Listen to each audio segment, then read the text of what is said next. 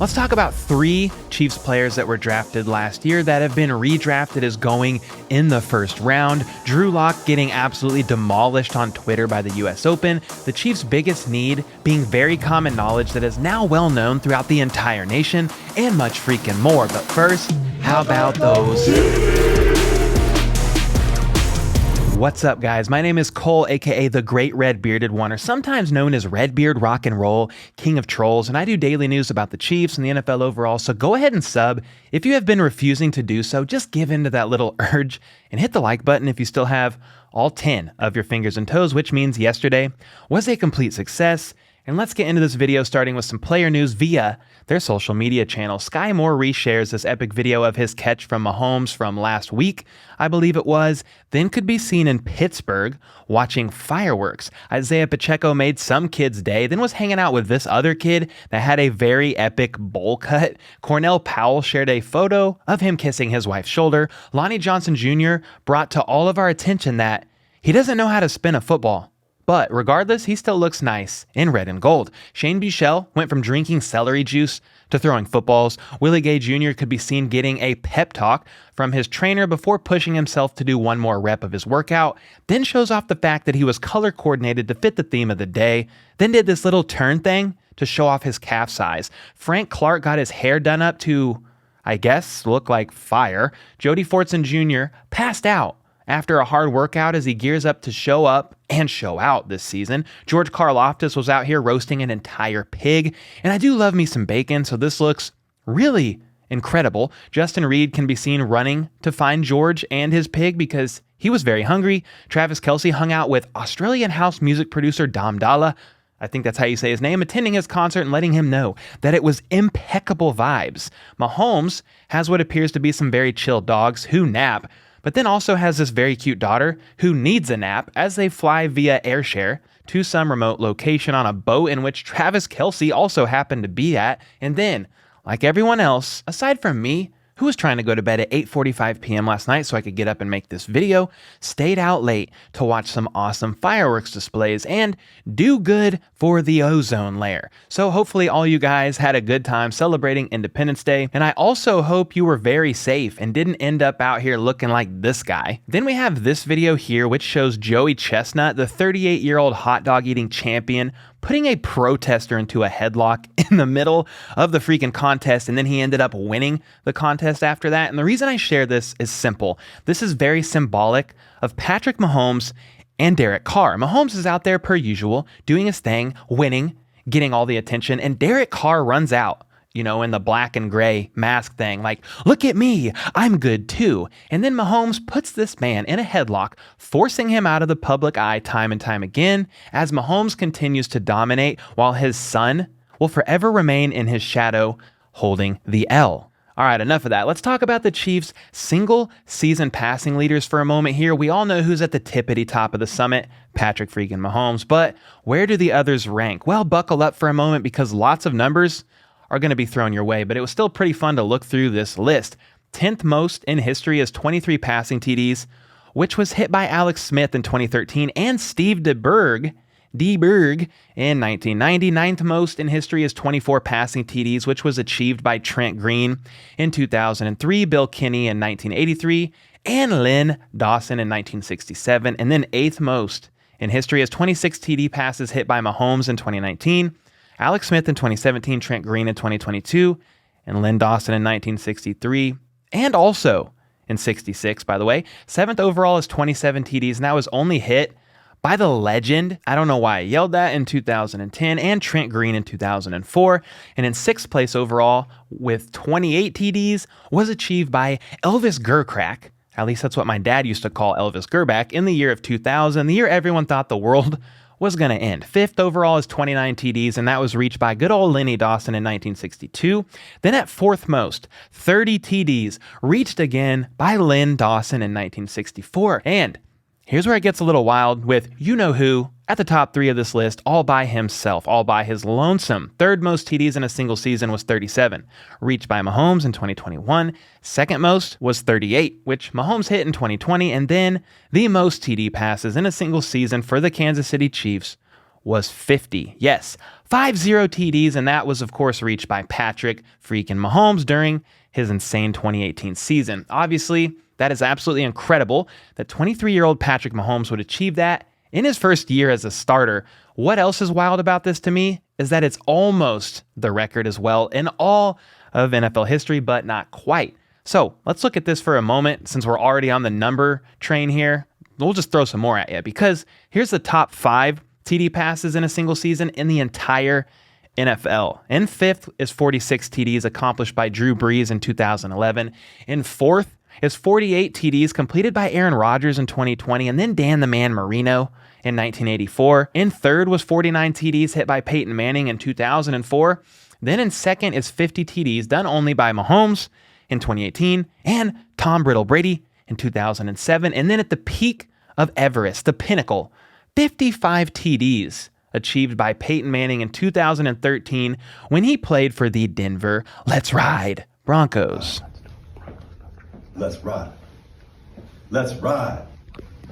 Broncos. Let's ride. And as much as that never gets old, we got to move on here because PFF recently did a 2021 redraft. And I wanted to talk about this because even though the Chiefs did not have a single first-round pick in the 2021 draft last year after trading it away to acquire Orlando Brown Jr., 3 Chiefs players are actually selected in the first round of this redraft based on their performance from last season. So check this out. First up was center Creed Humphrey, who was the Chiefs' 63rd overall selected pick in the second round. And this redraft has him going 14th overall to the New York "we suck very badly" Jets. We are all glad Creed is not there, and Creed himself is also glad, trust me on that, because if it wasn't for the money, nobody would actually willingly play on that nasty little team. Anyway, up next was offensive guard Trey Smith, and this one is freaking wild to me because Trey Smith was originally drafted by the Chiefs in the 6th round of the 2021 draft at pick number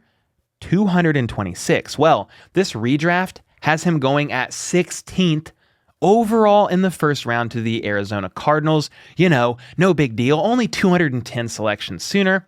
That is absolutely incredible and only reinforces to me how good Veach and company are at their jobs. And I have a feeling this next redraft of the draft that we just did is going to have the Chiefs looking good as well. All right, 3rd on this list and last up is linebacker Nick Bolton, who was selected by the Chiefs 58th overall in the 2nd round originally, but in this redraft went at pick 29 in round 1 to the Green Bay Slackers. So there you have it. Basically, the Chiefs traded away their first round pick to get Orlando Brown Jr., but then still managed to land 3 more first round quality players throughout the draft anyway. Bravo and job well done. Well done. Well done. All right, y'all, we got to talk about something that is crucial for you all to know about, and that is the fact that the US Open social media team woke up and chose absolute violence the other day. And while this isn't directly Chiefs news, follow me here for a second because it gets real good real freaking quick. Basically, SportsCenter posted a video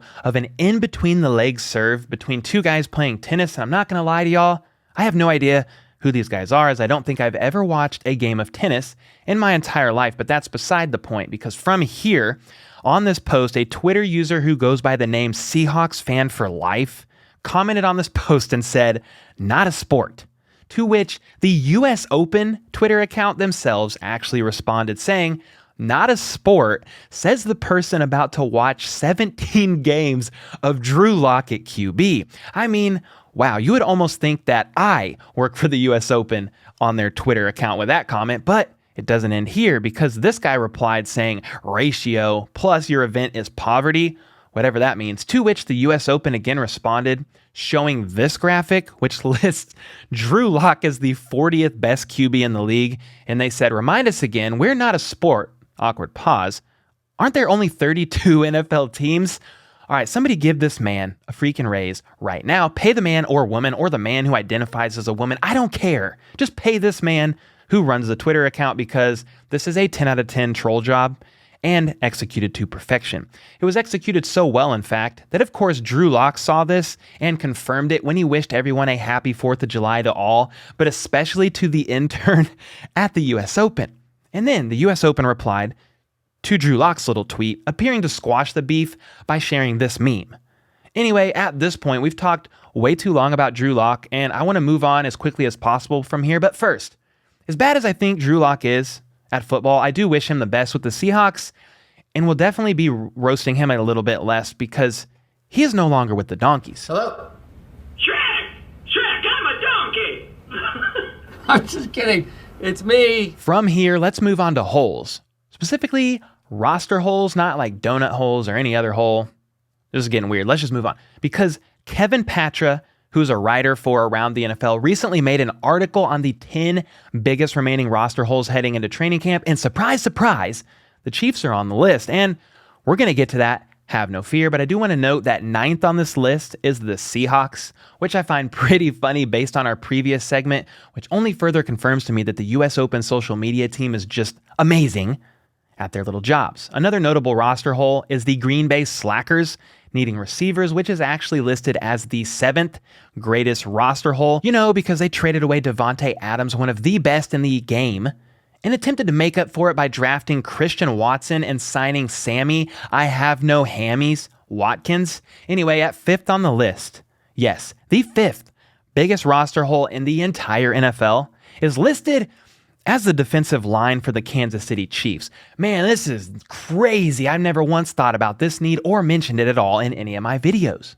Anyway, the author goes on to say, the Chiefs failed to bring back Melvin Ingram, leaving their edge rushing group thin as Frank Clark is looking this offseason, if we're going to be honest. As a result, a lot is riding on Frank Clark, who posted just 4.5 sacks last season, in miraculously finding his form, and rookie first-rounder George Karlaftis being a home run out of the gate. Even if you believe Karlaftis is legit, which this author does, that's a lot of pressure on a rookie. Kansas City ranked 29th in sacks last season with 31, and so, therefore, the Chiefs need more help alongside Chris Jones to up that standing in 2022.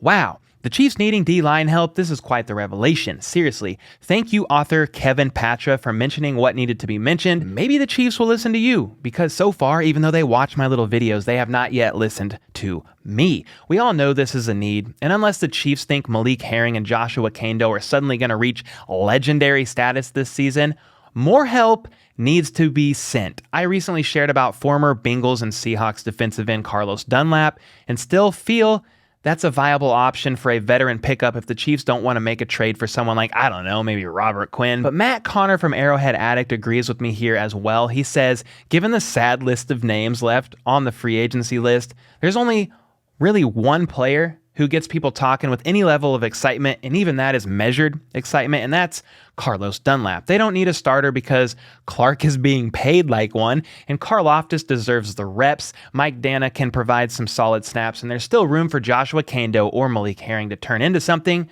which I hope they do. However, that leaves absolutely zero room for any injuries or inconsistency, and very few things ever turn out as hoped/expected in the NFL. That means the Chiefs have to sign someone. Well, preach that word, Matt freaking Connor. Thank you very much. He then lists reasons similar to myself as why Dunlap could be a solid choice. He's older, yes, but is smart and continues to remain relevant as a rotational veteran player.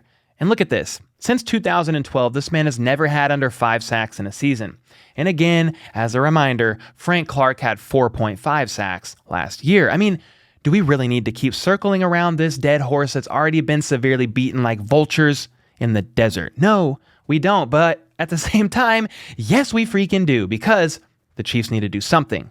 I do have a feeling they are possibly waiting until training camp, preseason, somewhere around there when cuts begin to happen. But it's still a bit of a gamble in my position. And I know they have Patrick Mahomes, who can bail them out of just about anything, but it would be nice to have help on the other side of the line. More help, that is. Anyway, rant over. Do you all agree with me and just about everyone else that the Chiefs have not yet done enough to address the D-line?